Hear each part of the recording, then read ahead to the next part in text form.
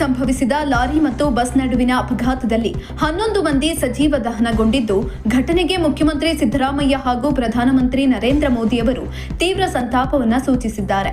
ಈ ನಡುವೆ ಸಾಮಾಜಿಕ ಜಾಲತಾಣ ಎಕ್ಸ್ನಲ್ಲಿ ಪೋಸ್ಟ್ ಮಾಡಿರುವ ಪ್ರಧಾನಮಂತ್ರಿ ನರೇಂದ್ರ ಮೋದಿ ಅವರು ಮೃತರ ಕುಟುಂಬಕ್ಕೆ ತೀವ್ರ ಸಂತಾಪವನ್ನು ಸೂಚಿಸಿದ್ದು, ಮೃತರ ಕುಟುಂಬಕ್ಕೆ ತಲಾ 2 ಲಕ್ಷ ರೂಪಾಯಿ ಪರಿಹಾರ ಘೋಷಣೆಯನ್ನ ಮಾಡಿದ್ದಾರೆ. ಇನ್ನು ಕರ್ನಾಟಕದ ಚಿತ್ರದುರ್ಗ ಜಿಲ್ಲೆಯಲ್ಲಿ ಸಂಭವಿಸಿದ ಅಪಘಾತದಲ್ಲಿ ಜೀವಹಾನಿಯಾಗಿದೆ ಎಂದು ತಿಳಿದು ತೀವ್ರ ದುಃಖವಾಗಿದೆ. ತಮ್ಮ ಪ್ರೀತಿ ಪಾತ್ರರನ್ನ ಕಳೆದುಕೊಂಡಿರುವವರಿಗೆ ಸಂತಾಪವನ್ನ ಸೂಚಿಸುತ್ತೇನೆ. ಗಾಯಗೊಂಡವರು ಆದಷ್ಟು ಬೇಗ ಚೇತರಿಸಿಕೊಳ್ಳಿ. ಮೃತರ ಸಂಬಂಧಿಕರಿಗೆ ಪ್ರಧಾನಮಂತ್ರಿಯವರ ರಾಷ್ಟ್ರೀಯ ಪರಿಹಾರ ನಿಧಿ ಇಂದ 2 ಲಕ್ಷ ರೂಪಾಯಿ ತಾತ್ಕಾಲಿಕ ಪರಿಹಾರವನ್ನು ನೀಡಲಾಗುವುದು. ಗಾಯಾಳುಗಳಿಗೆ 50,000 ರೂಪಾಯಿ ನೀಡಲಾಗುವುದು ಎಂದು ತಿಳಿಸಿದ್ದಾರೆ. ಏತನ್ಮಧ್ಯೆ ದುರಂತದಲ್ಲಿ ಮೃತಪಟ್ಟವರ ಕುಟುಂಬಗಳಿಗೆ ತಲಾ ರೂಪಾಯಿ 5 ಲಕ್ಷ ಹಾಗೂ ಗಾಯಗೊಂಡವರಿಗೆ ತಲಾ ರೂಪಾಯಿ 50,000 ಪರಿಹಾರ ನೀಡುವುದಾಗಿ ರಾಜ್ಯ ಸರ್ಕಾರ ಘೋಷಣೆಯನ್ನ ಮಾಡಿದೆ.